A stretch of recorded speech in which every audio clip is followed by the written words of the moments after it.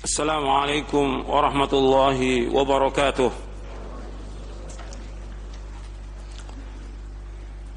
إن الحمد لله نحمده ونستعينه ونستغفره ونعوذ بالله من شرور أنفسنا ومن سيئات أعمالنا.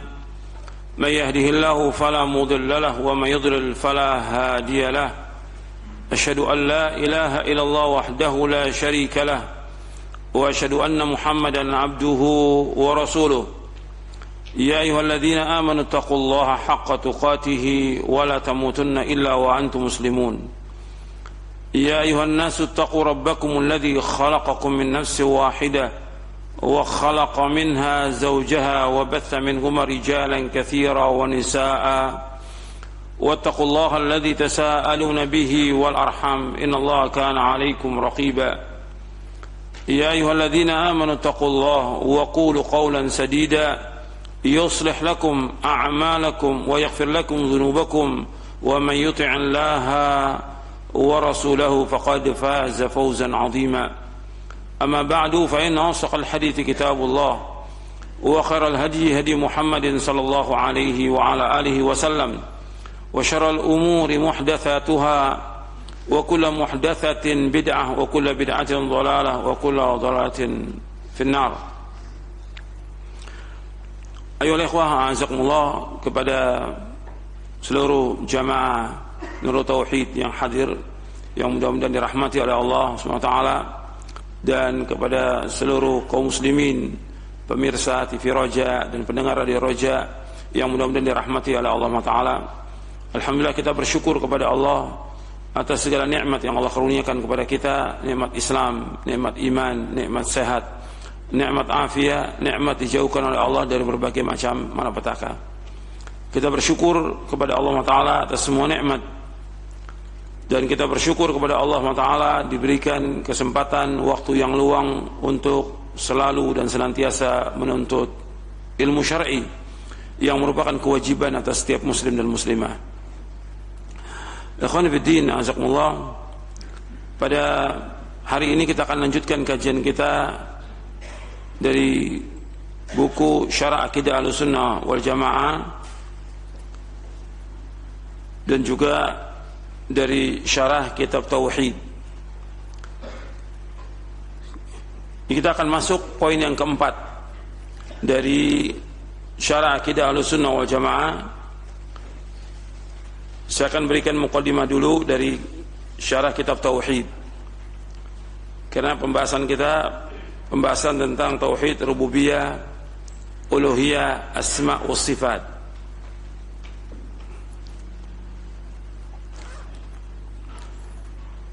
Pembahasan tentang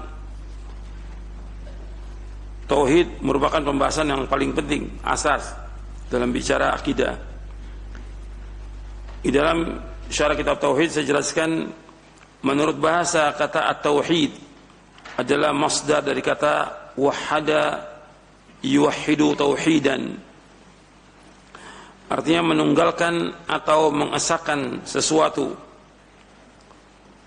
Di dalam hadis Mu'adz bin Jabal, ketika Nabi SAW mengutus Mu'adz ke Yaman, Nabi SAW bersabda, innaka taqdamu ala qaumin min ahli al-kitabi فليكن أول ما تدعوهم إليه أن يوحدوا الله تعالى. إنك تقدم على قوم من أهل الكتاب فليكن أول ما تدعوهم إلى أن يوحدوا الله تعالى.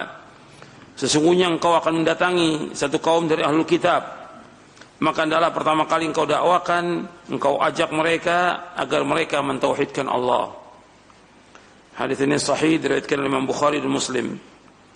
Artinya Nabi menyuruh sahabat Mu'adz bin Jabal radhiyallahu an agar pertama kali mendakwakan kepada umat ini dakwah tauhid.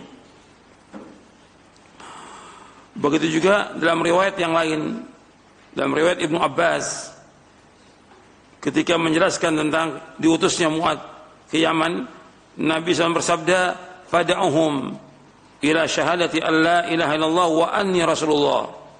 Maka hendaklah kamu mengajak mereka supaya mereka bersaksi bahwa tidak ilah yang berhak diibadahi dengan benar melainkan hanya Allah, dan bahwasanya aku adalah utusan Allah, yaitu aku Muhammad adalah utusan Allah, maka dia wajib mengucapkan 2 kalimat syahadat.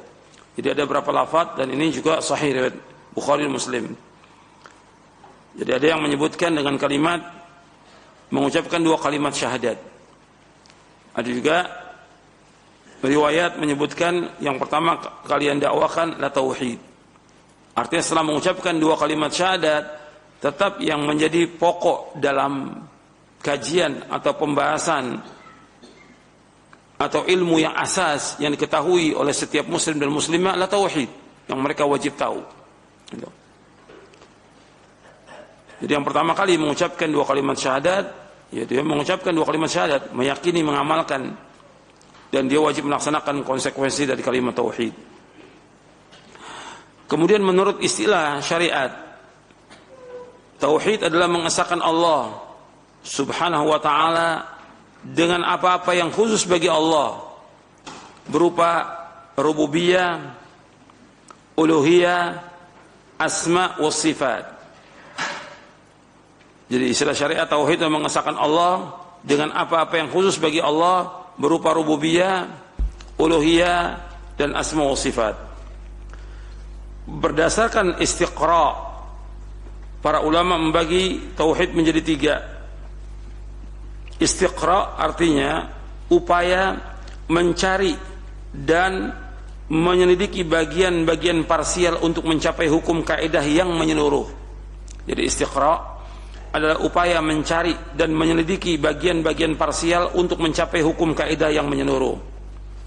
Contohnya, istiqra' penelitian para ahli nahwu terhadap perkataan orang Arab, sehingga mereka berkesimpulan bahwa kata atau kalimat terbagi menjadi 3, isim, fi'il, dan huruf.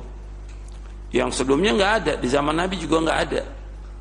Di kalangan orang Arab nggak ada istilah ini, kemudian dibagi untuk memudahkan isim, fi'il, dan huruf. Maka setelah para ulama melakukan penelitian secara sempurna terhadap berbagai dalil dari Quran dan Sunnah, mereka pun mendapati bahwa tauhid terbagi menjadi 3, yaitu tauhid ar-rububiyah, al-uluhiyah, asma wa sifat. Dan ada orang-orang yang mengatakan pembagian ini bid'ah. Ini tidak bid'ah. Ini cuma istilah aja untuk memudahkan.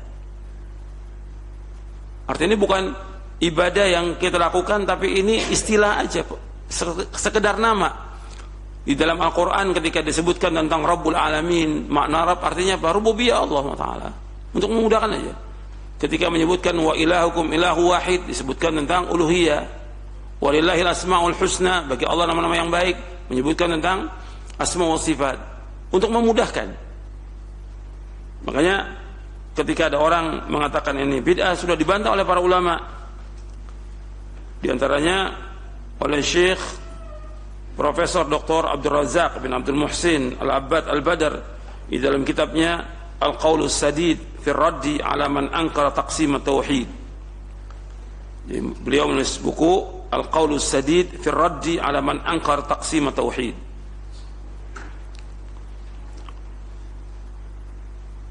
Kita sekarang masuk dalam bagian tauhid.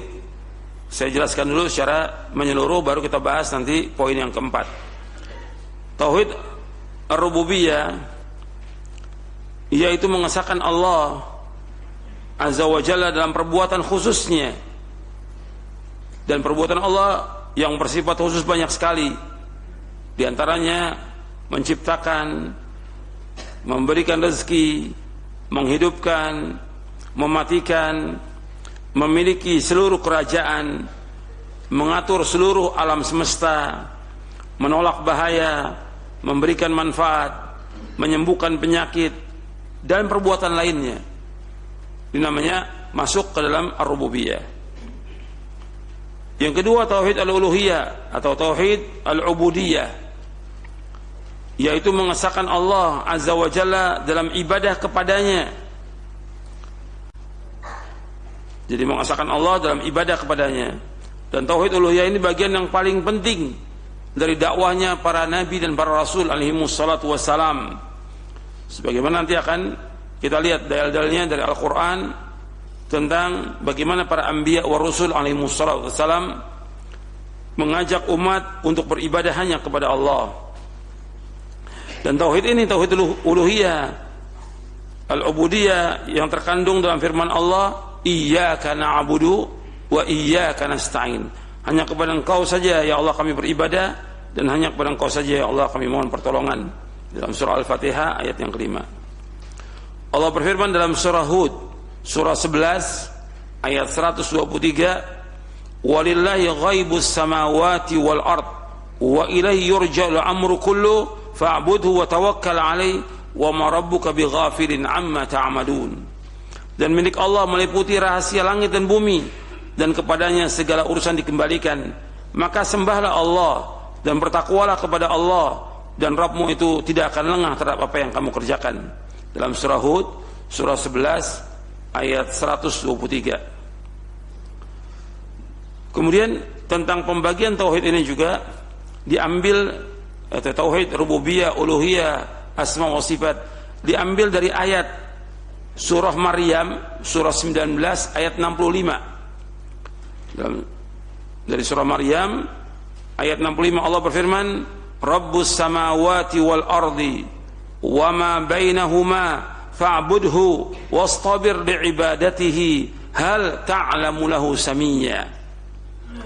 Rabbus samawati wal ard, Allah Rabb yang menguasai langit dan bumi, wa ma bainahuma, dan segala apa yang ada di antara keduanya, fa'budhu, maka beribadahlah hanya kepadanya, kepada Allah, wastabir li'ibadatihi, dan sabarlah dalam beribadah kepadanya, hal ta'lamu lahu samiyya, apakah engkau mengetahui ada sesuatu yang sama dengan Allah.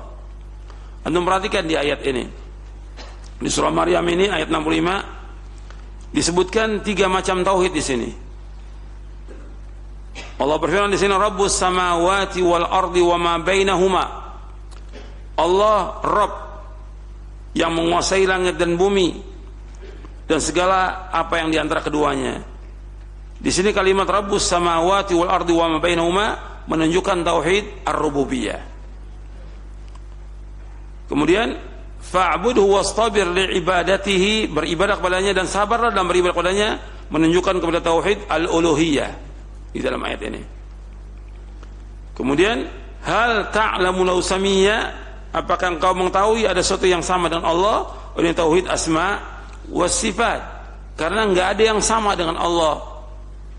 Laisa kamitslihi syai'un wa huwas samiul basir. Enggak ada satupun yang sama dengan Allah, dan Allah yang Maha mendengar dan Allah Maha melihat.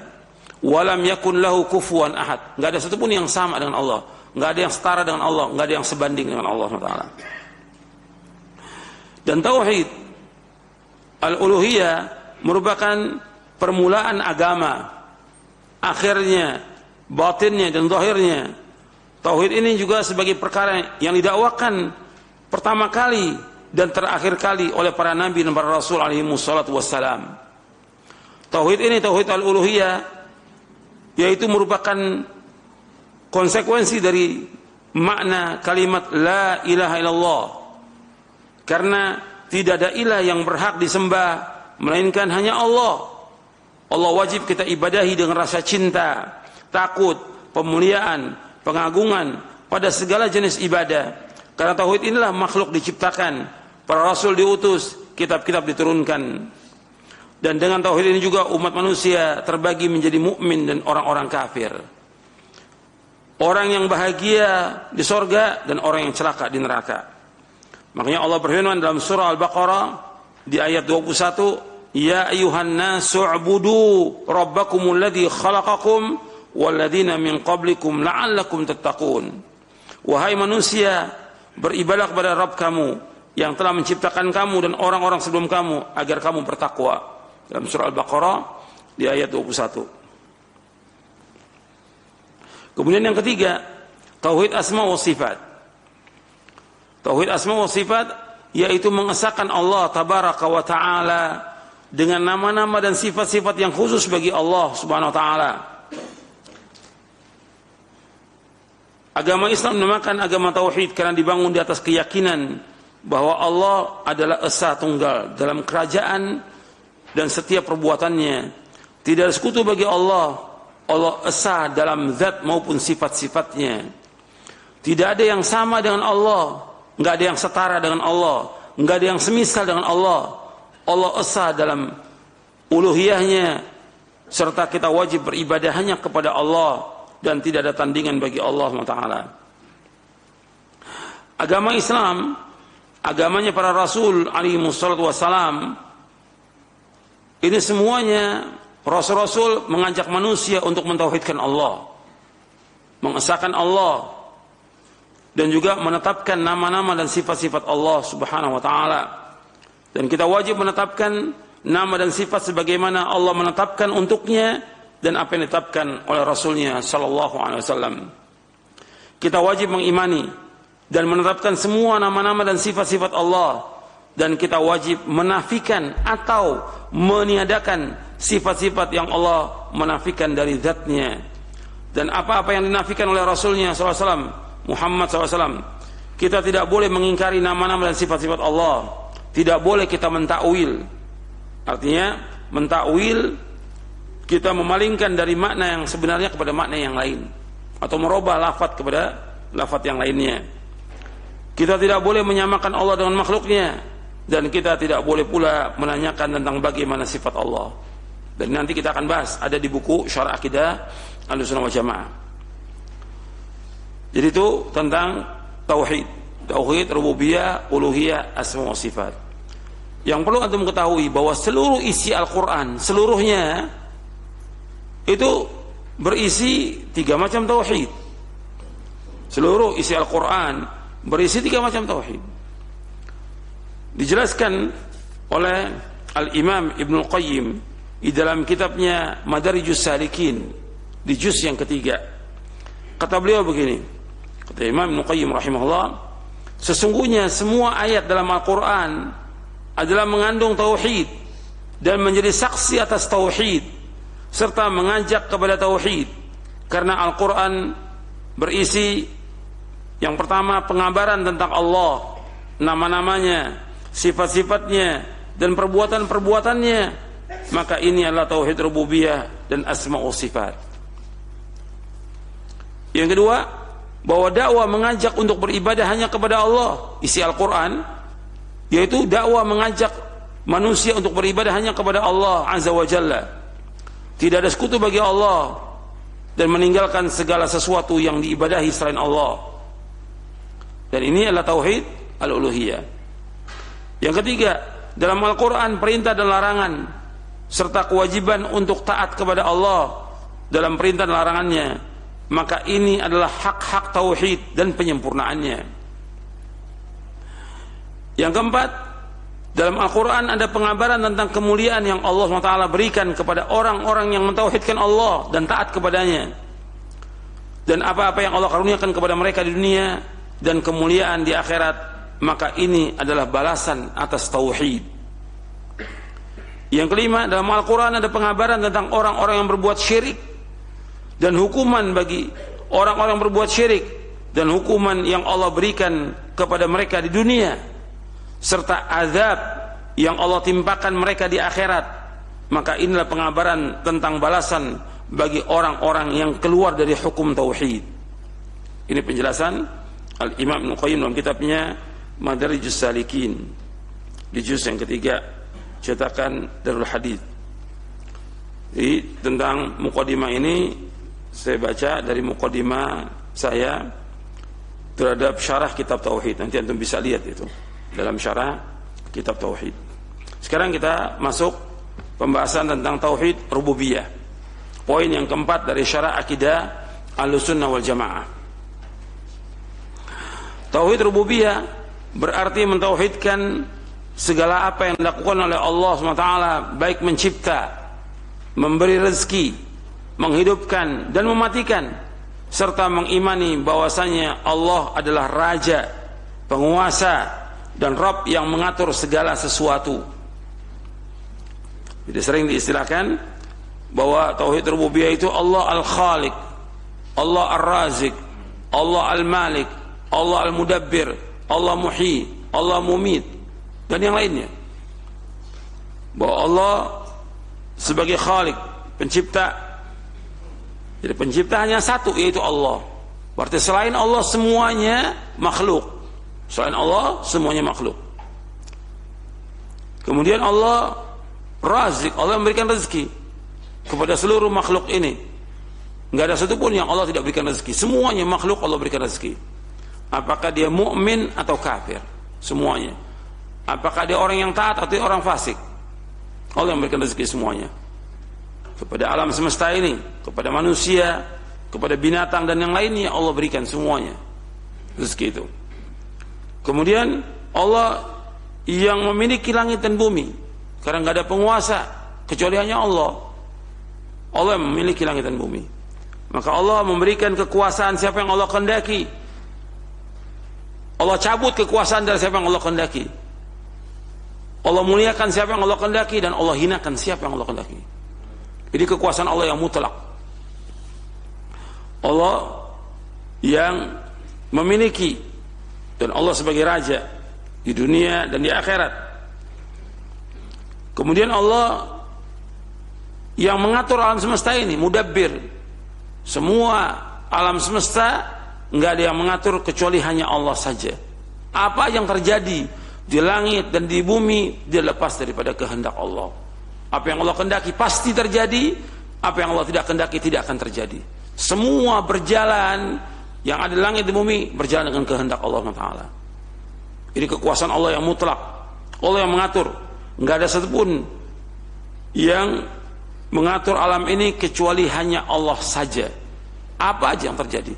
Adanya siang, malam, adanya panas, dingin, adanya hujan, ada kejadian apa aja, semuanya Allah yang ngatur. Itu wajib kita imani. Kemudian Allah menghidupkan. Jadi Allah yang menghidupkan semuanya. Dan Allah juga yang mematikan. Enggak ada yang bisa menghidupkan kecuali hanya Allah, dan tidak ada yang bisa mematikan kecuali hanya Allah SWT. Dan kita bisa lihat dalam Al-Quran bagaimana Allah menghidupkan, bagaimana Allah mematikan. Allah sebutkan dalam Al-Quran lengkap semuanya. Allah menyebutkan bagaimana Allah menciptakan, bagaimana Allah mematikan. Kalau anda melihat dalam surah Al-Baqarah aja ada berapa itu Allah sebutkan tentang Allah menghidupkan yang mati. Dalam surah Al-Baqarah anda bisa lihat ada berapa ayat yang Allah sebutkan ada orang yang sudah mati itu bisa dihidupkan oleh Allah Taala. Ditanya siapa yang membunuh dia. Itu Al-Baqarah tentang sapi yang disembelih, buntutnya diambil, dipukul orang yang siapa yang bunuh engkau. Setelah jawab mati lagi dia. Begitu juga tentang kisah orang yang Allah matikan kemudian Allah hidupkan. Kemudian ada orang yang Allah tidurkan selama 100 tahun. Begitu juga tentang Nabi Ibrahim yang ingin tahu tentang kuasaan Allah, maka disuruh burung itu dipotong-potong, ditaruh di beberapa bukit. Kamu panggil akan datang. Itu di surah Al-Baqarah aja Allah sebutkan, belum lagi surah-surah yang lain, menunjukkan tentang kekuasaan Allah Subhanahu wa Ta'ala. Allah yang menghidupkan dan Allah yang matikan. Dan kita wajib mengimani bahwa Allah adalah raja penguasa yang mengatur segala sesuatu.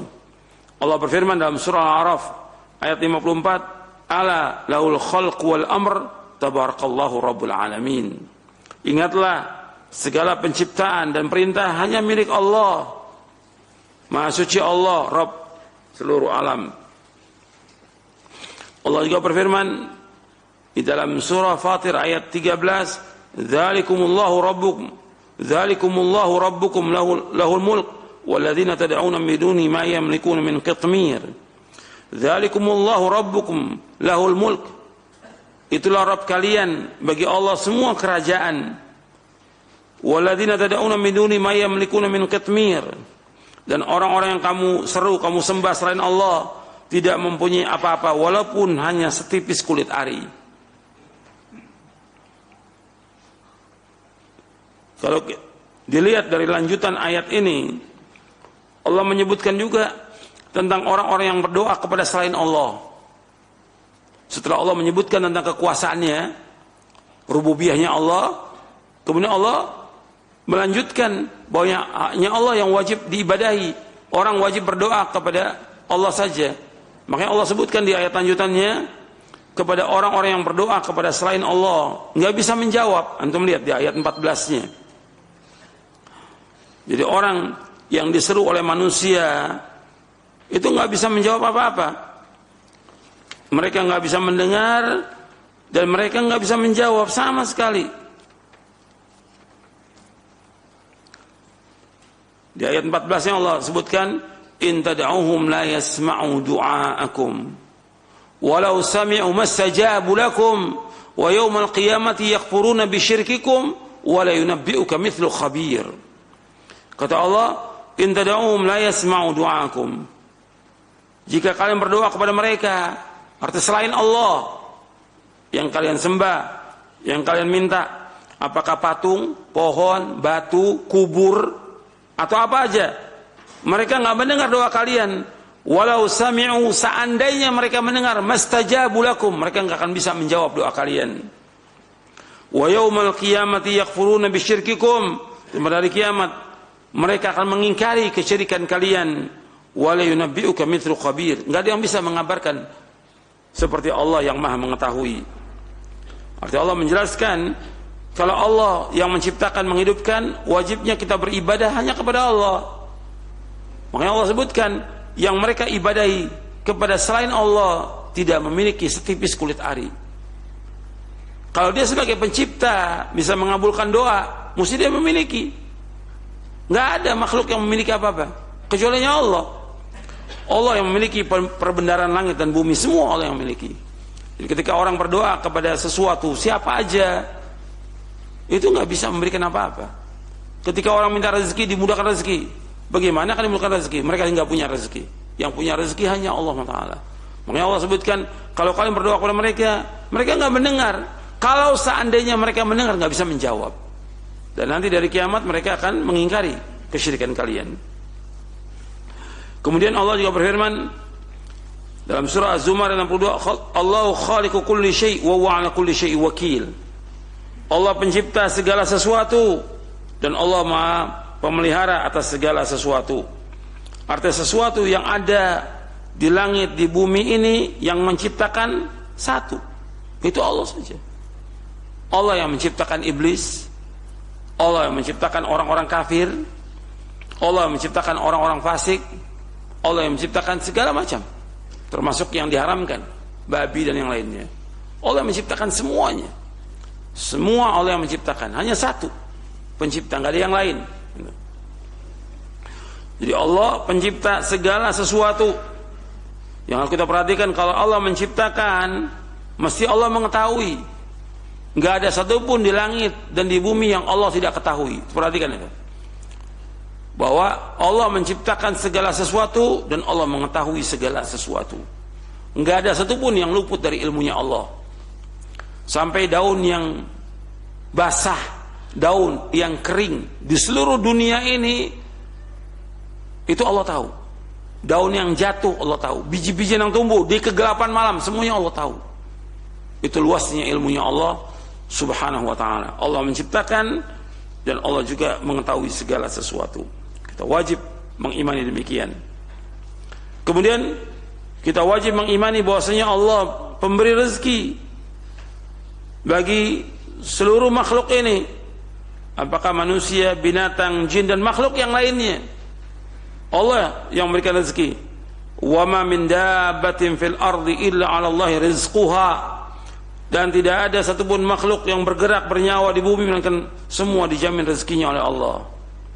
Perhatikan, Allah yang menciptakan, Allah memberikan rezeki. Enggak ada satupun yang bisa memberikan rezeki kecuali hanya Allah Taala. Enggak ada yang memiliki rezeki kecuali hanya Allah Taala. Makanya ketika Allah memerintahkan manusia untuk beribadah kepada Allah, Allah jamin rezekinya mereka. Perhatikan itu. Ketika Allah menyuruh manusia untuk beribadah kepada Allah, Allah jamin rezekinya mereka. Antum lihat dalam surah Az-Zariyat, surah 51 ayat 56 sampai ayat 58. Allah berfirman, "Wa ma khalaqtul jinna wal insa illa liya'budun, ma uridu minhum min rizqin wa ma uridu an yut'imun, innallaha war-razzaqu dzul quwwatil matin." Allah berfirman, tidak aku ciptakan jin dan manusia melainkan untuk beribadah padaku. Aku enggak minta rezeki dari mereka. Aku enggak minta makan dari mereka. Sesungguhnya Allah yang terus-menerus memberikan rezeki. Allah yang maha kuat, Allah yang maha kokoh. Artinya Allah menciptakan makhluk ini bukan Allah butuh kepada makhluk, tidak. Bukan Allah minta rezeki kita makan, tidak. Justru makhluk ini yang butuh kepada Allah. Mereka beribadah kepada Allah, Allah juga memberikan kepada mereka rezeki. Mereka tidak ibadah kepada Allah, tetap Allah berikan rezeki. Perhatikan itu. Manusia ini dia beribadah kepada Allah atau tidak beribadah kepada Allah, Allah tetap memberikan rezeki pada mereka. Perhatikan itu. Karena Allah yang menciptakan, Allah juga yang memberikan rezeki kepada mereka. Orang kafir tidak beribadah kepada Allah, diberikan rezeki sama Allah, diberikan, bahkan diberikan melimpah ruah rezekinya oleh Allah Ta'ala.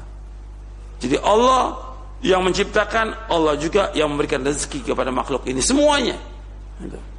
Dan Allah itu maha adil.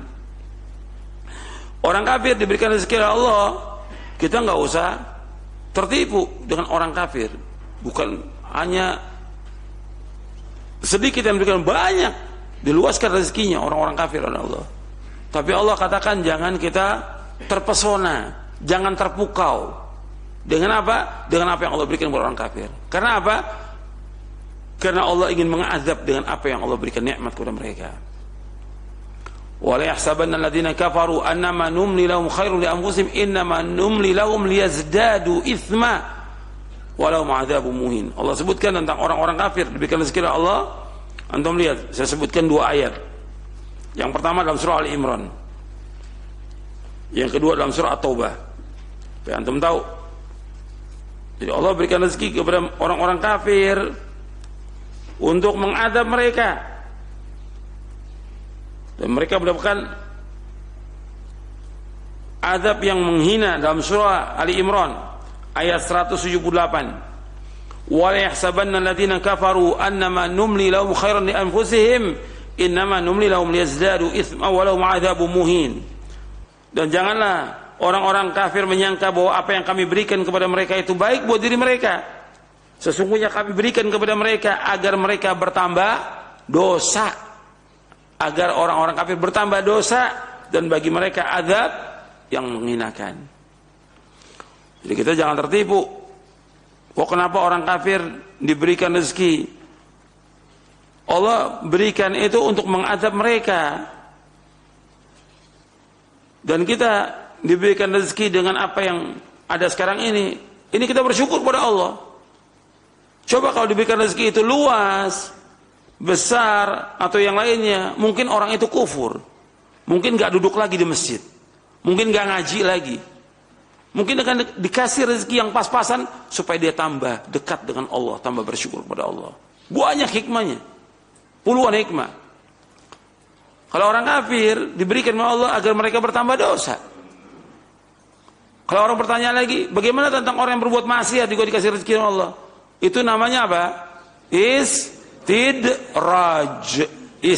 diulur sama Allah.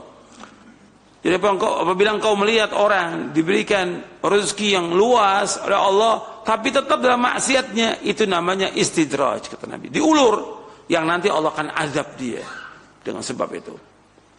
Waliyadzubillah. Kemudian ayat yang kedua dalam surah At-Taubah ayat 55 tentang orang kafir ini. Fala tu'jibka amwaluhum wala auladuhum innama yuridullahu liyu'adzibahum biha fil hayatid dunya wa tazhaqa anfusuhum wa hum kafirun. Jangan kamu heran, jangan kamu terpukau, jangan terpesona dengan apa yang Allah berikan kepada mereka dari harta dan anak-anak. Sesungguhnya Allah inginkan diberikan harta yang luas pada orang-orang kafir, dengan anak yang banyak, anak buah juga segala macam yang mereka miliki. Apa? Liyu'adzibahum fiha fil hayati dunya, liyu'adzibahum biha, agar Allah mengazab mereka dengannya, dengan harta itu. Fil hayati dunya, dalam kehidupan dunia. Wa tazhaqa anfusuhum, dan Allah akan mencabut nyawa mereka, wahum kafirun, dalam keadaan mereka kafir.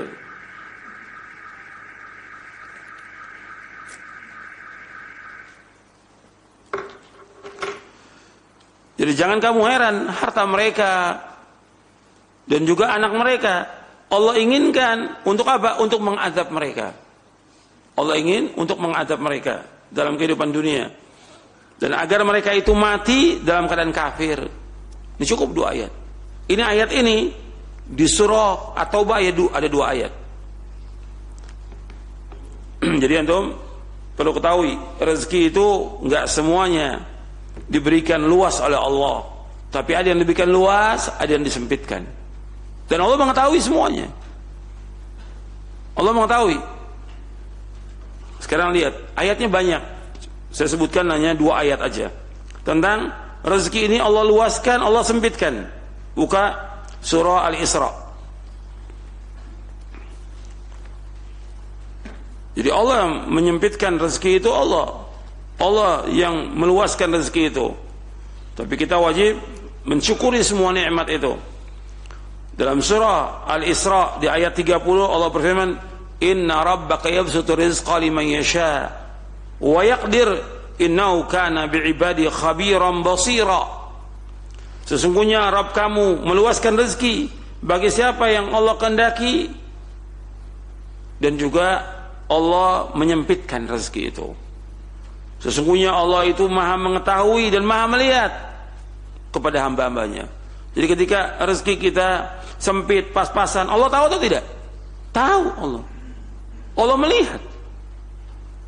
Tapi Allah berikan begitu supaya manusia ini kembali kepada Allah Subhanahu wa taala dan banyak bersyukur atas semua nikmat Allah Subhanahu wa taala.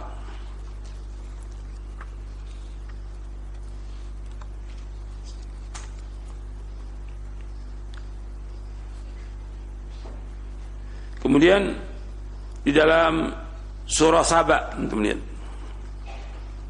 surah yang ke-34,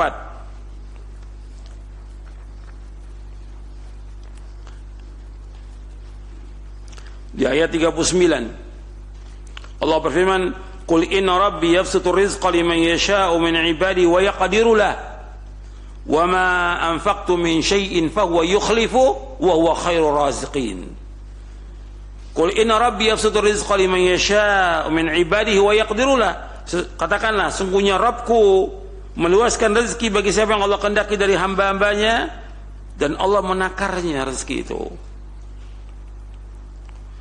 Wa ma anfaqtum min syai'in fa huwa yukhlifu. Apa saja yang kamu infakkan pasti Allah akan ganti.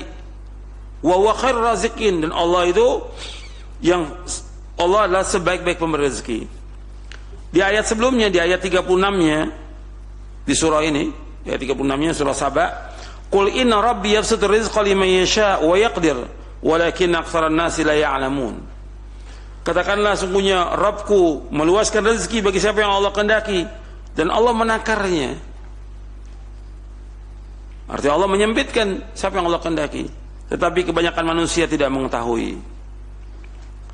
Jadi Allah mengetahui semuanya. Makanya kita, kewajiban seorang mukmin wajib bersyukur, karena nggak mungkin semua diberikan rezeki yang luas, nggak mungkin. Disempitkan semua juga nggak mungkin. Mesti ada yang diluaskan, ada yang disempitkan. Kita lihat generasi yang terbaik dari umat ini. Siapa generasi yang terbaik? Para sahabat. Apa semuanya kaya? Tidak. Sedikit yang kaya. Yang terbanyak mereka miskin. Meskipun Nabi berlindung kepada Allah dari kemiskinan dan kefakiran, berlindung. Tapi Allah berikan demikian. Bahkan Nabi pun ditawarkan. Nabi SAW ditawarkan. Mau tidak ini? Untuk jadi raja dan juga jadi Nabi. Kata malaikat Jibril, "Tawadhu ya Rasulullah, tawadhu." Jadi turun malaikat dari langit. Kata Jibril, "Ini malaikat sejak diciptakan Allah belum pernah turun malaikat ini." Kemudian malaikat ini bertanya kepada Rasulullah, "Apakah engkau menjadi seorang nabi, seorang hamba dan seorang rasul, atau engkau seorang raja dan juga seorang rasul?" Ditawarkan. Ini malaikat ketika turun ini, yang suruh turun siapa? Allah Rabbul Alamin. Menawarkan kepada Nabi, mau jadi apa? Ditawarkan. Kemudian kata malaikat Jibril, "Tawadhu ya Rasulullah." Tawadhu.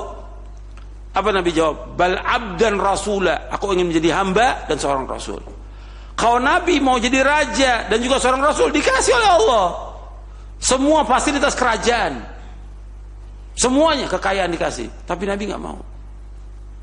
Sampai Nabi juga mengatakan, ini satu hadis sahih. Dalam hadis yang lain, ketika Aisyah dikasih kasur oleh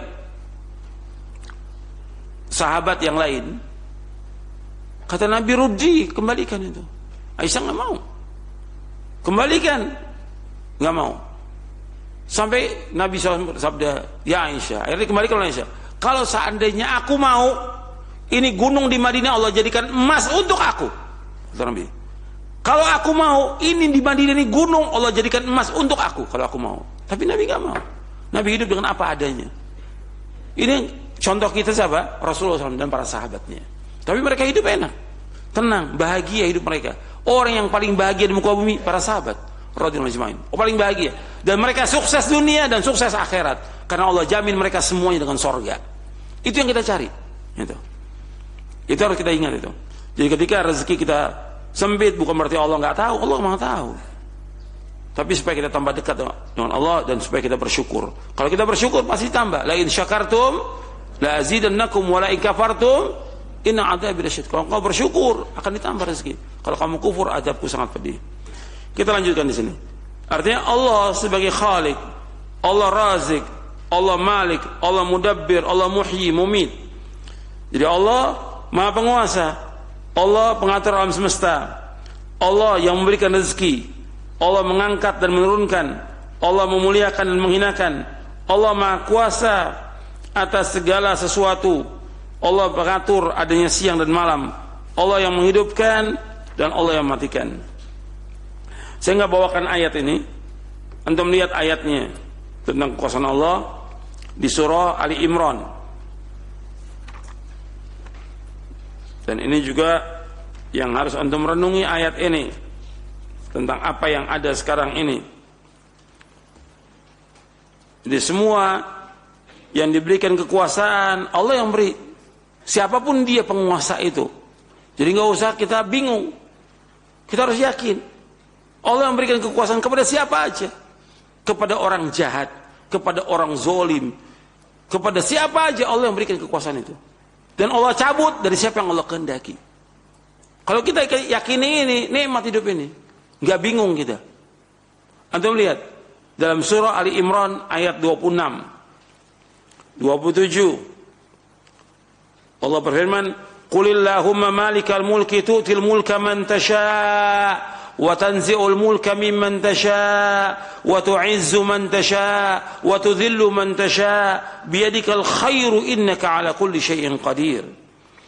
Katakanlah Allah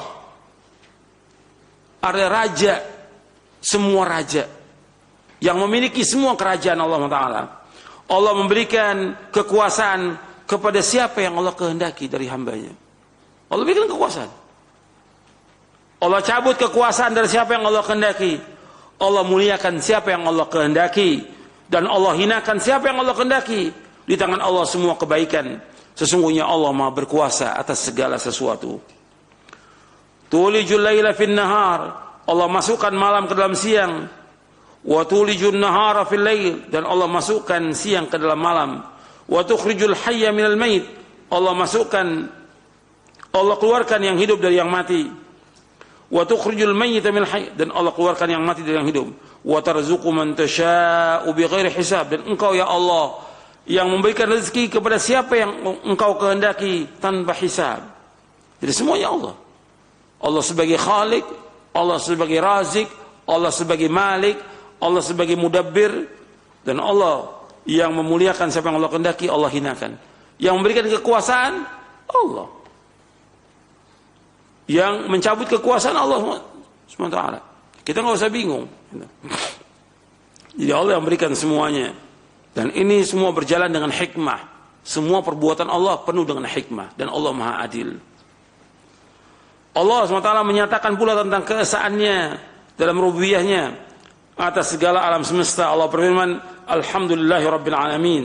Segala puji bagi Allah, Rabb semesta alam. Allah menciptakan seluruh makhluknya di atas fitrah, pengakuan terhadap rububiyah Allah. Bahkan orang-orang musyrik yang menyekutukan Allah dalam ibadah mengakui tentang keesaan dan sifat rububiyah Allah. Allah berfirman di dalam surah Al-Mu'minun di ayat 86 sampai 89 Allah berfirman, "Qul man rabbus samawati sab'i wa rabbul arsyil 'azim sayaquluna lillah qul afala tattaqun qul man biyadihi malakutu kulli syai' wa huwa yujiru wa la yujaru 'alaihi in kuntum ta'lamun sayaquluna lillah qul fa anna tusharun." Katakanlah, siapakah Rabb yang memiliki langit yang 7 dan Rabb Arsy Agung? Ini ditanyakan kepada siapa? Kepada kaum musyrikin. Itu perhatikan, ditanyakan kepada kaum musyrikin, siapakah yang memiliki langit yang 7 dan Rabb pemilik Arsy, Rabbul Arsyil Azim, Rabb Arsy yang agung. Mereka menjawab milik Allah. Artinya orang musyrik kafir mengakui milik Allah. Katakanlah, maka mengapa kamu tidak bertakwa? Katakanlah, siapa yang di tangannya berada kekuasaan atas segala sesuatu, sedangkan Allah melindungi dan tidak ada yang dapat dilindungi dari Allah. Artinya Allah yang melindungi, nggak ada yang dapat melindungi kecuali hanya Allah. Jika kamu mengetahui, mereka jawab, kepunyaan Allah. Katakanlah, kalau demikian, maka bagaimana kamu sampai tertipu? Di surah Al-Mu'minun ayat 86 sampai 89. Allah juga bertanya, artinya Allah menyuruh Nabi Muhammad SAW bertanya kepada kaum musyrikin dalam surah Yunus surah 10 ayat 31 sampai ayat 32. Allah berfirman, "Qul man yarzuqukum minas sama'i wal ardi amman yamliku as-sam'a wal absar wa man yukhrijul hayya minal mayyiti wa yukhrijul mayyita minal hayy wa man yudabbirul amr fasayaquluna Allah faqul afala tattaqun fadzalikumullahu rabbukumul haqq famadza ba'dal haqqi illa ad-dhalal fa anna tusrafun." Katakanlah Muhammad, siapakah yang memberi rezeki kepada kamu dari langit dan bumi? Atau siapakah yang kuasa menciptakan pendengaran dan penglihatan? Dan siapakah yang mengeluarkan yang hidup dari yang mati? Dan yang mengeluarkan yang mati dari yang hidup? Dan siapakah yang mengatur segala urusan? Maka mereka menjawab, Allah. Maka katakanlah, mengapa kamu tidak bertakwa kepada Allah? Maka yang demikian itu adalah Allah Rabb kalian yang sebenarnya. Maka tidak ada setelah kebenaran melainkan kesesatan. Maka mengapa kamu berpaling dari kebenaran? Artinya orang-orang kafir, orang-orang musyrikin, ketika ditanya siapa yang memberikan rezeki di langit dan bumi, mereka jawab Allah. Yang menghidupkan yang mati, yang mengeluarkan yang hidup dari yang mati, yang mengeluarkan yang mati dari yang hidup, dan yang mengatur segala urusan. Orang musyrik kafir mengakui Allah yang mengaturnya segala urusan yang terjadi di langit dan di bumi. Itu jawabnya Allah. Maka kata Nabi SAW, "Faqul afala tattaqun." Katakan kepada mereka, kata Allah, kenapa kamu enggak bertakwa? Kenapa kamu enggak masuk Islam? Kenapa kamu enggak bertauhid kepada Allah? Karena Allah satu Rabb yang hak dan tidak ada sudah kebenaran kecuali kebatilan. Maka kemana kamu berpaling dari kebenaran?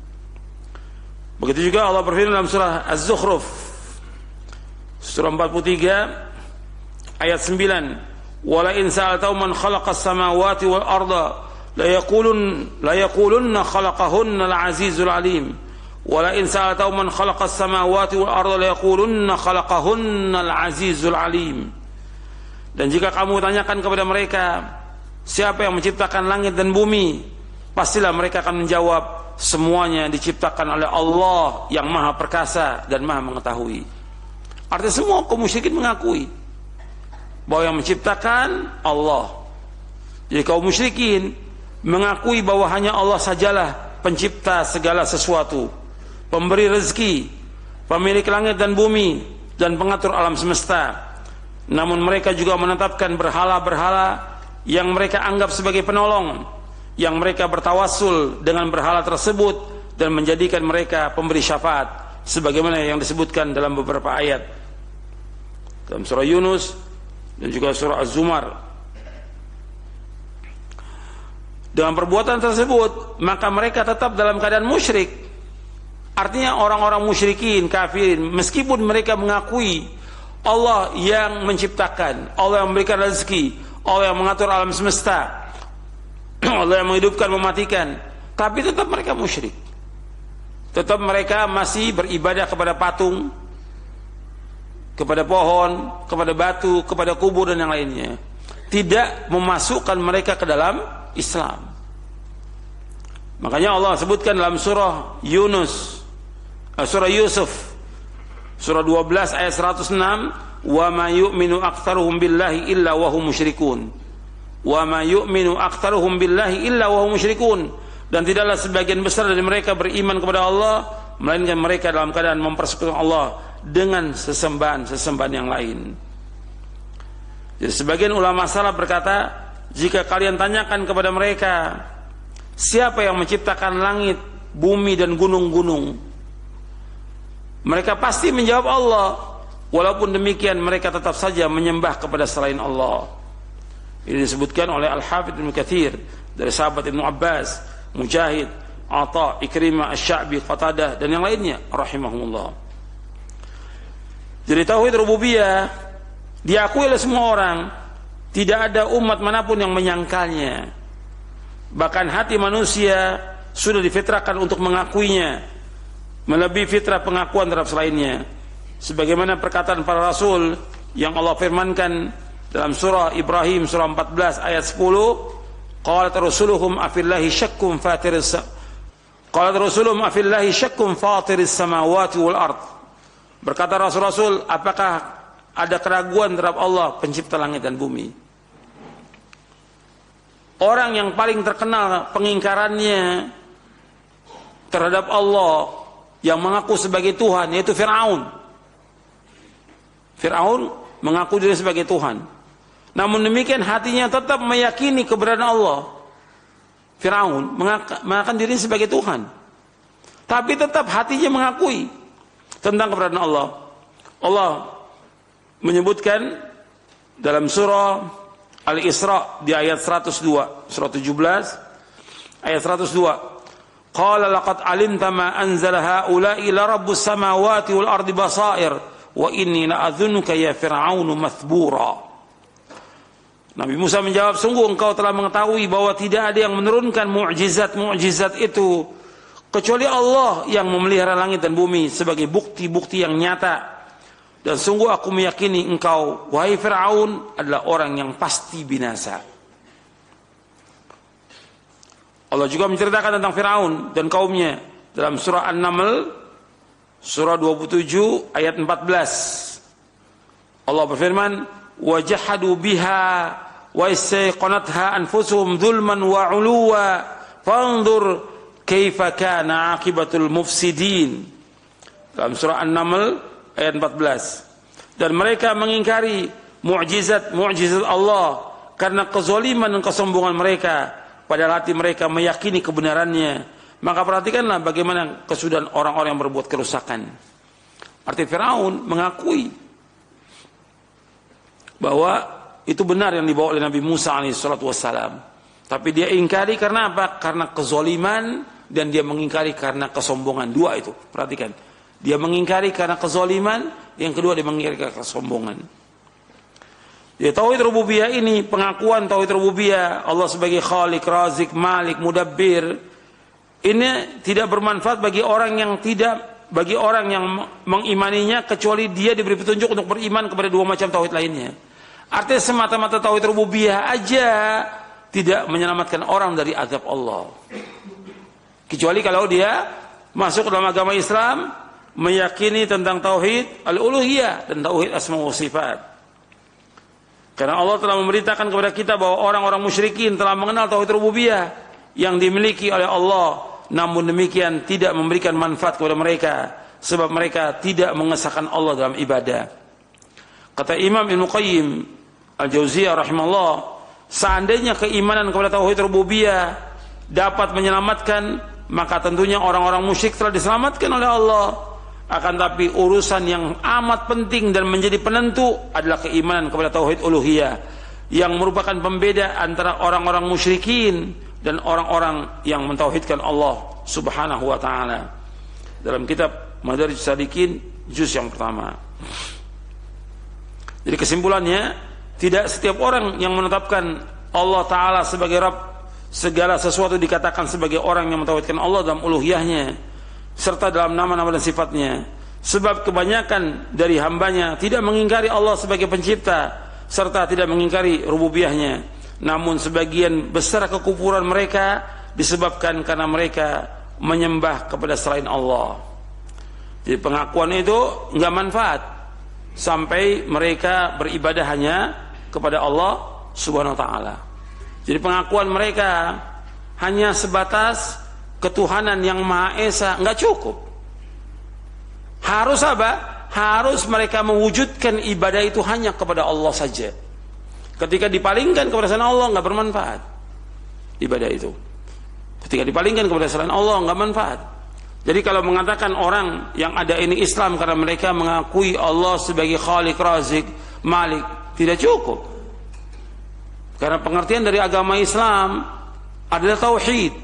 Islam adalah tauhid seperti yang sudah kita bahas pada pekan yang lalu. Jadi pengakuan orang bahwa orang yang ada ini semuanya Islam enggak cukup. Pengakuan dia bahwa Allah sebagai pencipta, pemberi rezeki, pengatur enggak cukup. Sampai dia mengucapkan dua kalimat syahadat asyhadu an la ilaha illallah wa asyhadu anna Muhammad Rasulullah, sampai mereka masuk dalam agama Islam ini.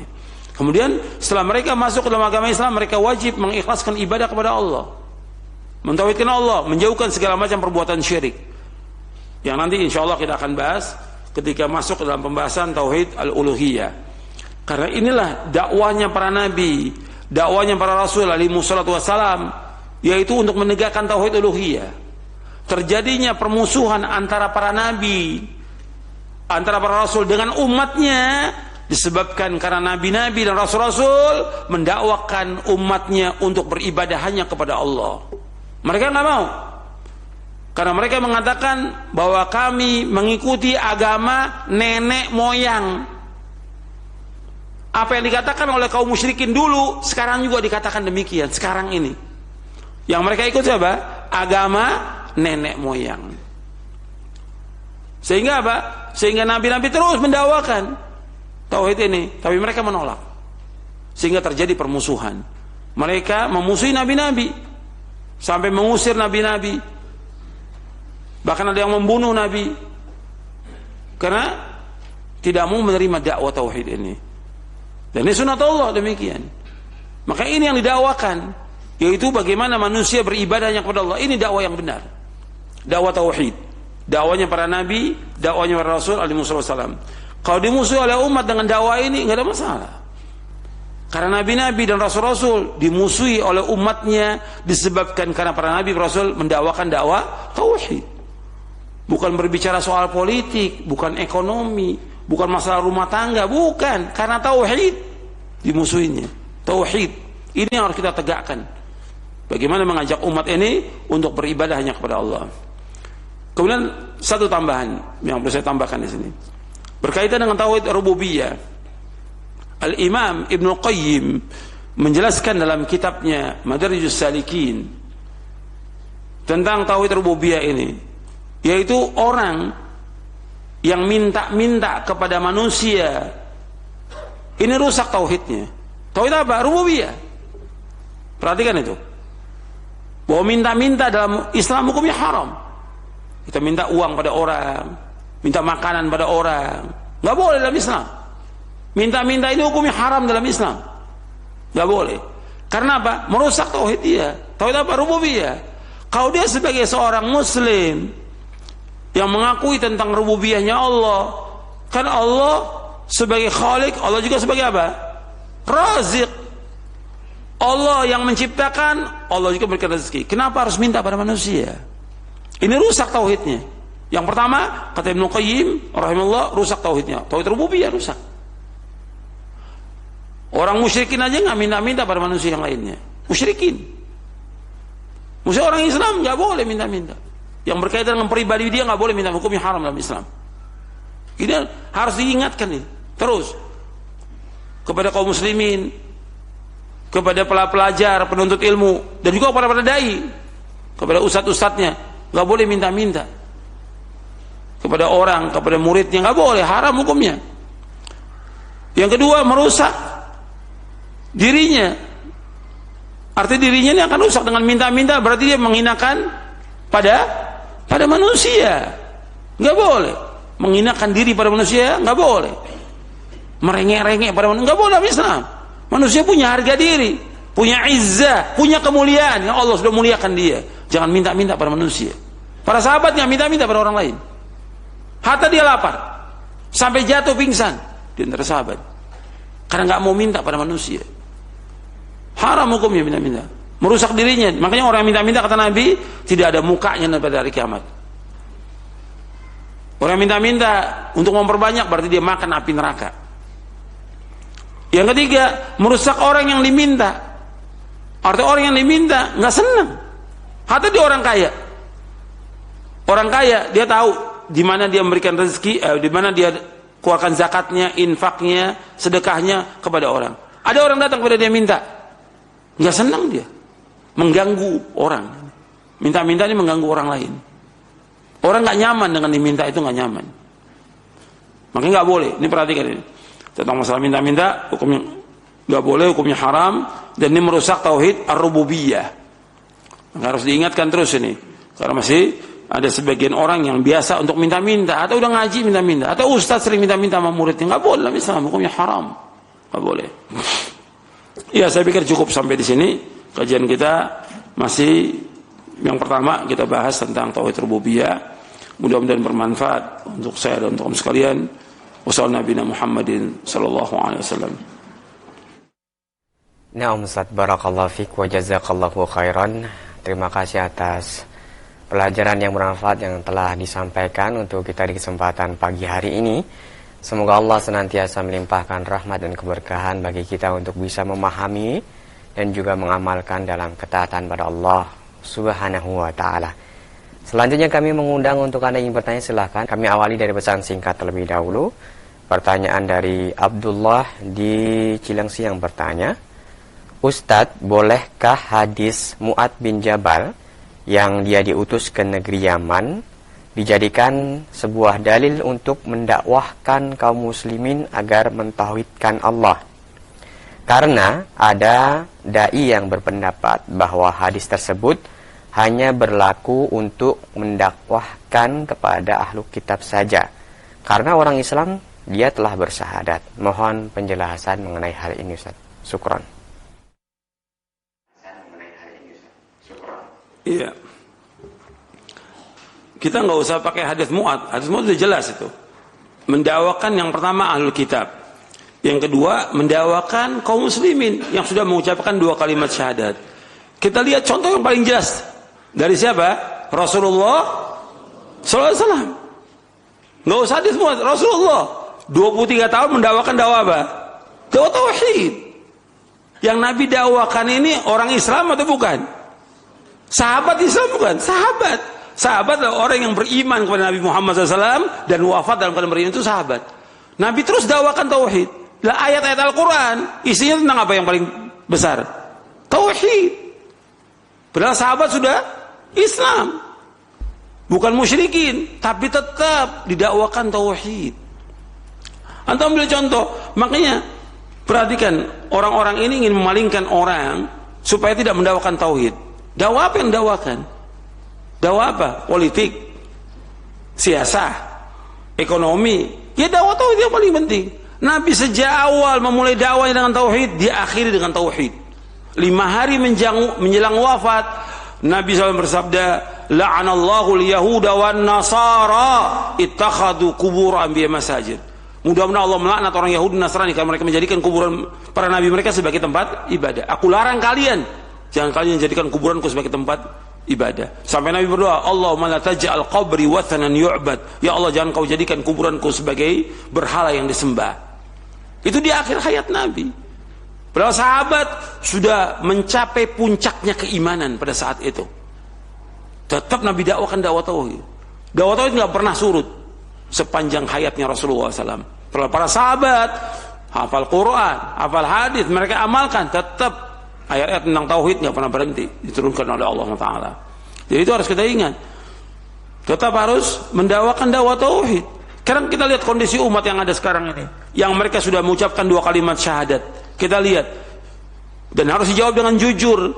Sebagian masih nggak datang ke dukun, masih. Datang ke kubur-kubur wali masih ada nggak? Masih. Ini perbuatan syirik. Karena mereka datang, tujuan mereka bukan sekedar ziarah, tapi ada lebih daripada itu apa? Minta barokah, minta dimudahkan rezekinya, minta supaya dilariskan dagangannya, supaya diberikan jabatan atau yang lainnya. Ini syirik semuanya. Atau minta disembuhkan penyakit, dijauhkan dari malapetaka. Ini syirik. Ini syirik ini bisa membatalkan syahadatnya dia. Makanya harus terus didakwakan. Dan ini orang berbuat syirik, memalingkan ibadah kepada selain Allah, masih jutaan dari umat Islam. Belum lagi kaum-kaum yang lain yang jelas-jelas musyrik, kaum kafirin. Jadi dakwah tauhid gak boleh surut sepanjang kehidupan kita sampai kita diwafatkan oleh Allah SWT. Karena itu tujuan dan pokok makhluk ini diciptakan oleh Allah. Wa ma khalaqtul jinna wal insa illa liya'budun. Jadi aku ciptakan jin dan manusia untuk beribadah kepada aku. Ini yang harus terus, nggak boleh berhenti dakwah ini sampai diwafatkan oleh Allah. Karena kondisi manusia tetap masih berbuat kesyirikan, masih malingkan ibadah. Seandainya nih udah ngaji, masya Allah sudah, dia mentauhidkan Allah, tidak datang ke kubur-kubur, tidak ke dukun-dukun, tidak percaya kepada jimat-jimat, tangkal-tangkal yang lain, nggak percaya sudah. Tapi ada yang perlu dibersihkan dari dia. Tentang hatinya, bagaimana dia mengikhlaskan ibadah kepada Allah, tidak boleh riya. Ini harus dibersihkan. Meskipun dia sudah mencapai puncaknya tauhid, tetap harus dibersihkan hatinya. Belum lagi penyakit-penyakit hati yang lain yang harus dibersihkan. Riya termasuk syirik. Belum lagi keinginan-keinginan dia terhadap dunia, yang Allah sebutkan dalam Al-Quran. Banyak orang mengharapkan dunia, sedangkan orang mengharapkan dunia bisa nggak mencium aroma sorga.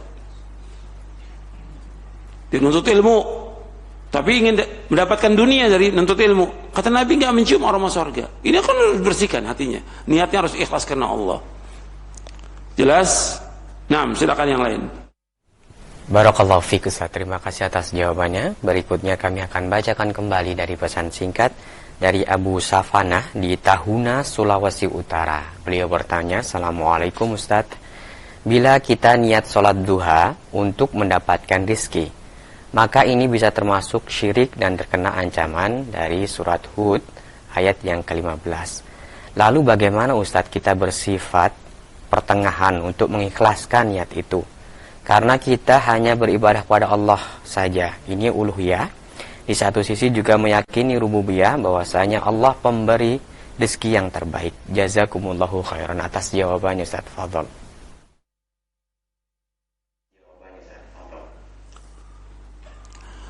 Ya, seorang di dalam beribadah kepada Allah, seperti yang sudah kita ketahui bahwa syarat ibadah itu dua. Yang pertama ikhlas, yang kedua ittiba. Dan kita dalam menjalankan ibadah kepada Allah ya murni karena mengharapkan wajah Allah. Soal rezeki itu pasti dikasih oleh Allah. Kita ingin mendapatkan ganjaran, boleh. Dalam ibadah mendapatkan ganjaran, mengharapkan ganjaran boleh. Seperti hadis Nabi tentang puasa, man shama ramadhana imanan wahtisaban ghufira lahu ma taqaddama min dhanbi.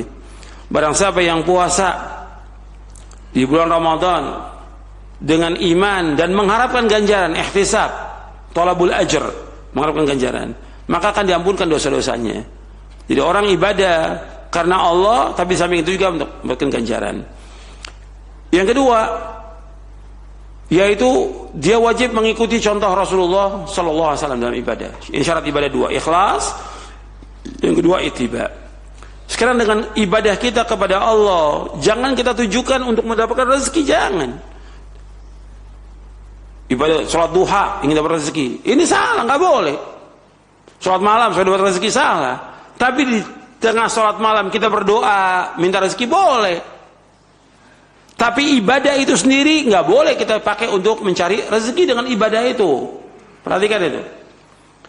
Karena dalam ibadah itu juga tetap rezeki akan dikasih oleh Allah. Ini perhatikan. Karena ada orang yang dia tadi pertanyaannya sholat duha ingin dapat rezeki supaya usahanya maju. Ibadah karena Allah. Tapi di samping dia itu berdoa kepada Allah, boleh, nggak ada masalah berdoa. Tapi sholatnya tetap karena Allah SWT.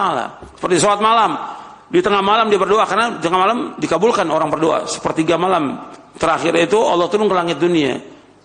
Allah bertanya, siapa yang mau doa? Allah kabulkan doanya. Siapa yang minta akan dipenuhi permintaannya. Siapa yang minta ampun akan diampunkan dosanya. Dan itu ada setiap malam. Sholatnya jelas karena Allah. Tapi di samping tengah-tengah itu dia berdoa, atau dalam sholat dia berdoa, boleh minta rezeki, minta dimudahkan urusannya, boleh, nggak ada masalah. Tapi jangan kemudian dia sholat karena mengharapkan sesuatu. Jangan. Dia tetap tujuannya mengharapkan sorga. Itu yang harus kita ingat.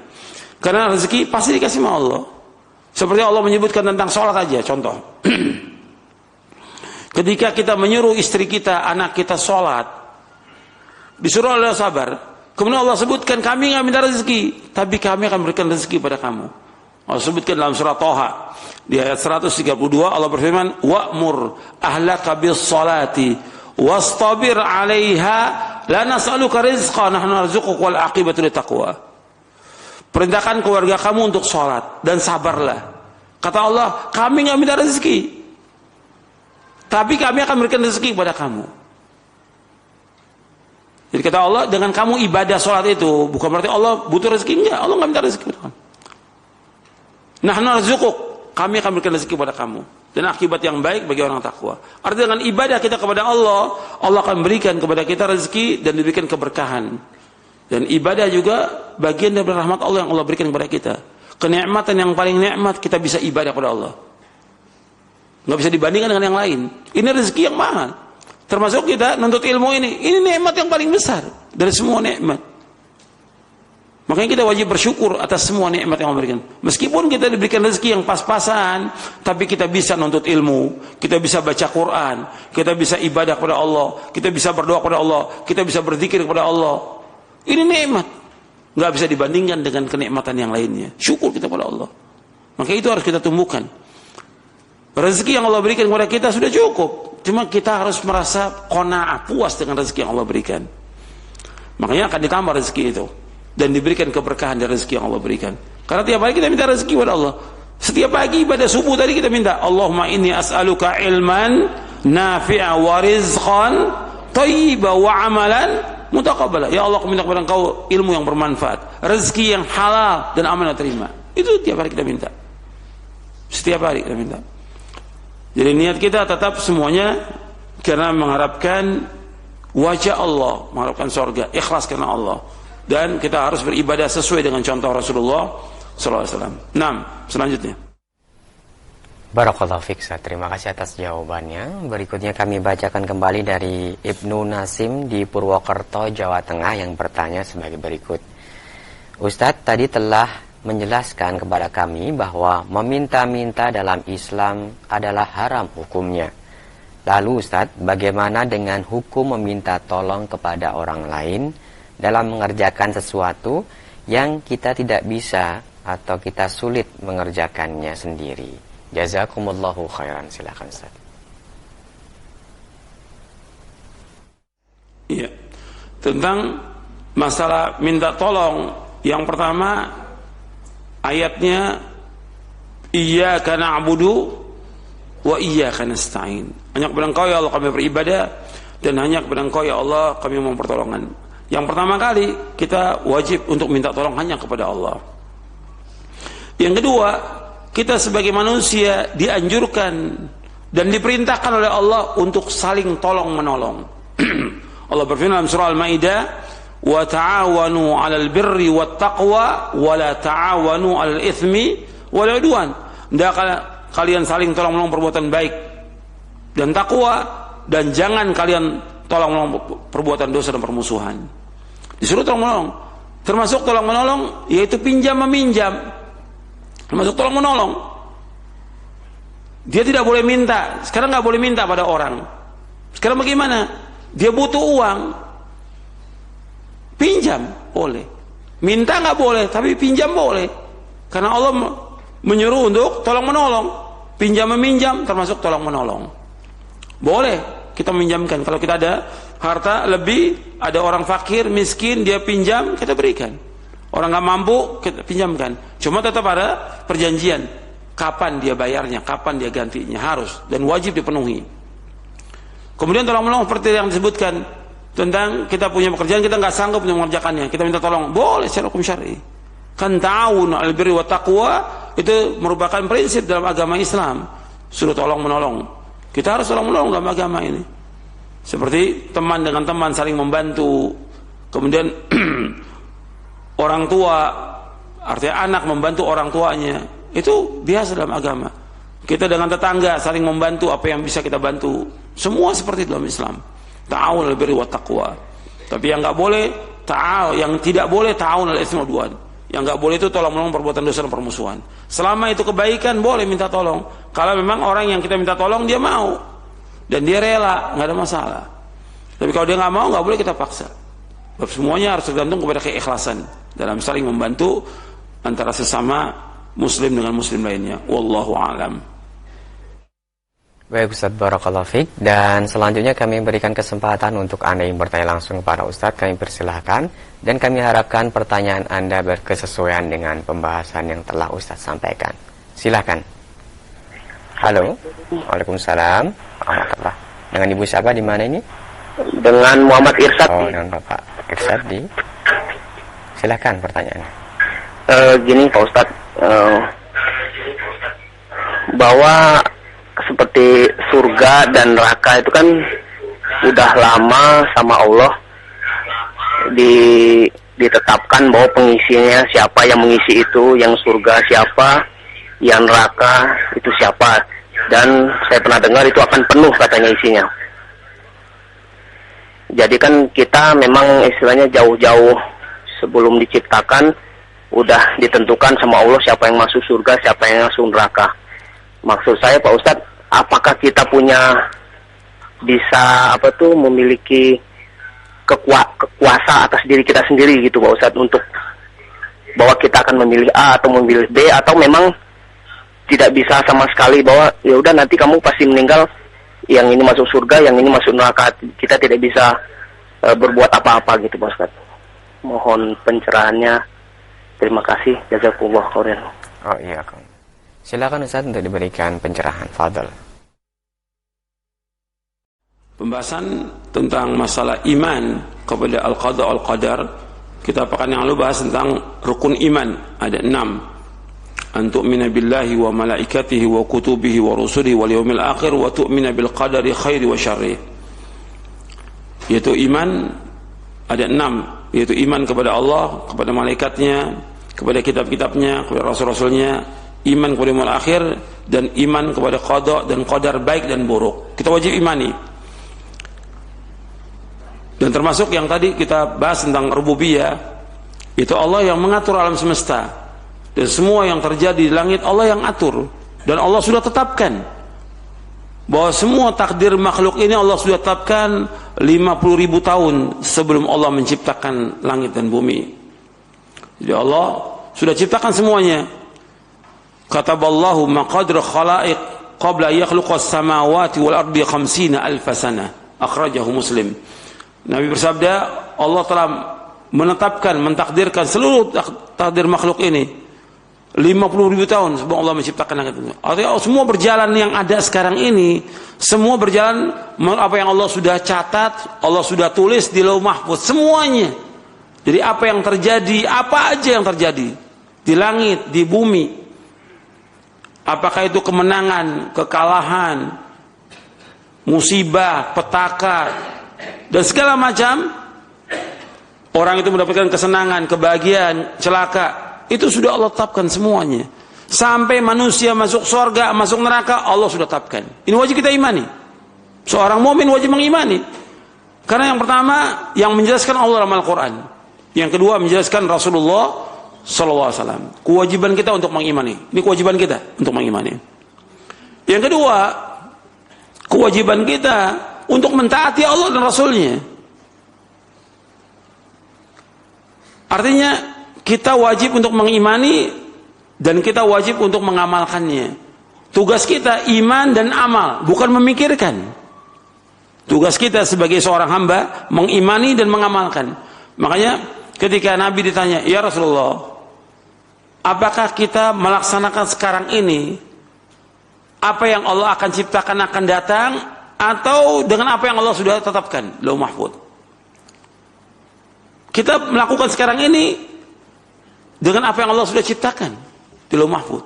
Kita sekarang, apa yang kita lakukan sekarang ini, seperti kita duduk di tempat ini Allah sudah tetapkan 50.000 tahun sebelum Allah menciptakan langit dan bumi. Kemudian sahabat bertanya lagi, ya Rasulullah, buat apa kita beramal kalau sudah ditetapkan? Fafimal amalul yaum.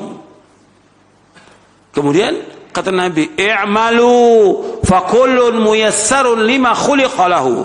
Beramal kalian karena semua sudah Allah mudahkan apa yang Allah ciptakan atasnya. Allah ciptakan untuknya. Artinya beramal. Yang wajib bagi kita mengamalkan. Yang pertama mengimani, yang kedua mengamalkan.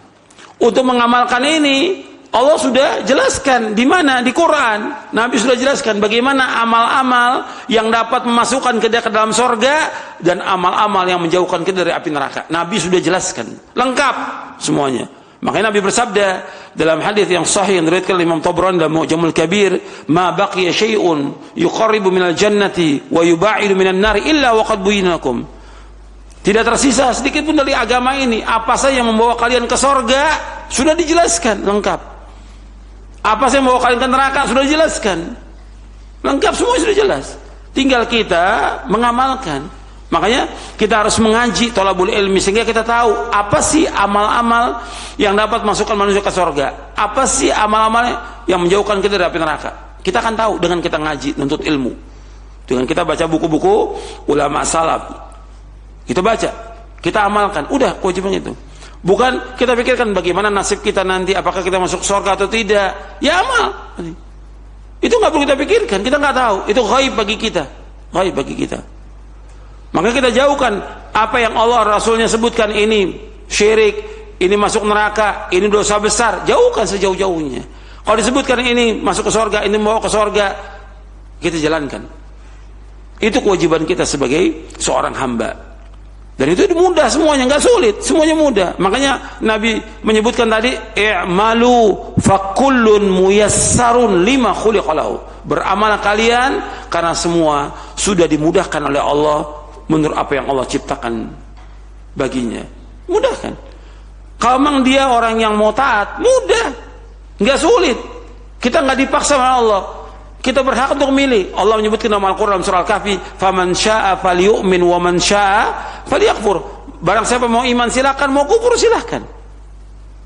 Orang mau menuju jalan ini, dua jalannya. Wa hadainahu najdain, kami tunjuki dua jalan. Fa alhama fujuraha wa taqwaha. Wa najdain dalam surah Al-Balad. Kemudian fa alhama dalam surah Asy-Syams. Dua jalan, jalan ke surga, jalan ke neraka. Allah sudah ilhamkan kepada hati manusia, jalan ini baik, ini jalan ini buruk. Sudah tahu dia jalannya. Ketika dia memilih yang buruk dan terus melakukan yang buruk, yang salah siapa? Dia yang salah. Dia yang salah, dia milih. Sekarang ini ada minuman, ini ada air putih, di sini ada khamr. Dia pilih khamr, yang salah dia. Dia bisa tinggalkan khamr, dia pilih air putih. Yang salah manusia. Kenapa dia pilih itu? Jalan ini udah tentukan, ini baik, ini buruk. Ini pengajian, ini maksiat. Dia pilih maksiat, yang salah manusia. Makanya semua sudah dimudahkan menurut apa yang Allah sudah ciptakan. Tergantung kita, kita harus berusaha untuk terus melakukan amal-amal soleh dan minta tolong pada Allah. Makanya Nabi mengatakan dalam hadis yang sahih riwayat Muslim, "Al-mu'minul qawiyyu khairun wa ahabbu ila Allah minal mu'minid dha'if. Wa fi kullin khairun ihris ala ma yanfa'uka wasta'in billah wa la ta'jaz." Kata Nabi SAW, mukmin yang kuat lebih baik dan lebih dicintai Allah daripada mukmin yang lemah. Pada keduanya kebaikan tentang imannya. Berkemauan keraslah kepada yang bermanfaat bagi kamu. Minta tolong pada Allah, jangan lemah. Apa yang bermanfaat, jalankan. Mudah, nggak sulit. Seperti antum datang ke pengajian, nggak sulit, nggak berat. Ke kantor bisa kok. Masa ke tempat pengajian nggak bisa? Ke kantor jauh, ke Jakarta sampai. Masa ke tempat pengajian nggak sampai? Sholat di masjid 5 waktu berjamaah, mudah, nggak sulit. Kenapa nggak sampai sholat berjamaah? Ke kantor bisa sampai. Kok kalau sholat nggak bisa sampai? Baca Quran kenapa nggak bisa? Baca Quran bisa, kenapa baca Quran nggak bisa? Baca Facebook bisa, kenapa baca Quran nggak bisa satu hari? Nggak bisa. Semuanya mudah kebaikan. Sedekah mudah, nggak sulit. Untuk berbuat maksiat orang Mudah kok keluarkan uang, nggak pakai hitungan. Kenapa untuk sedekah nggak bisa? Semuanya kebaikan mudah, nggak sulit. Kejelekan itu sebenarnya sulit, tapi karena digoda oleh setan dianggap mudah. Seperti itu. Sebenarnya kejelekan itu sulit. Artinya mau melakukannya agak sulit, tapi kebaikan mudah, nggak ada penghalang. Kalau cobaan ada, nanti ada dalam. Tapi tetap aja karena digoda oleh setan, semuanya akhirnya jadi mudah dan jadi biasa. Makanya kita berusaha bagaimana minta tolong kepada Allah agar dimudahkan kita. Maka Nabi selalu minta kepada Allah sorga, supaya dimudahkan jalannya menuju sorga.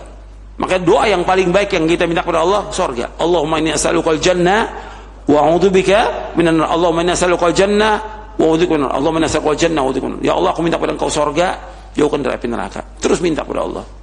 Sehingga apa? Dengan permintaan itu Allah akan mudahkan kita untuk melakukan amal-amal baik yang dengan itu kita masuk surga.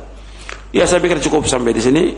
Mudah-mudahan yang saya sampaikan bermanfaat untuk saya dan untuk sekalian. Dan mudah-mudahan kita dikuatkan iman kita oleh Allah untuk tetap di atas Islam dan sunnah. Dan juga kita harus terus untuk menumbuhkan keimanan kita kepada Allah. Dan majelis ilmu termasuk majelis penyubur iman. Antum datangi. Yang diajarkan Quran wa sunnah pahami salaf, majelis ilmu penyubur iman. Sehingga iman kita akan subur. Baca Quran menyuburkan iman. Berzikir menyuburkan iman. Berbuat kebaikan lakukan itu. Sehingga tambah kuat iman kita, seperti doanya Abdullah bin Mas'ud radhiyallahu an berdoa, Allahumma zidna imanan wa yaqinan wa fiqhan. Ini sudah kita bahas di buku ini ada. Ya Allah, tambahkanlah kami iman, pemahaman dan keyakinan. Imanan wa yaqinun fiqhan. Ya Allah, tambahkan kepada kami iman, keyakinan dan pemahaman tentang agama. Mudah-mudahan bermanfaat. Kurang lebihnya saya mohon maaf. Wassalamualaikum warahmatullahi wabarakatuh. Subhanakallahumma bihamdik asyhadu an la ilaha illa anta astaghfiruka wa atubu ilaik. Assalamualaikum warahmatullahi wabarakatuh.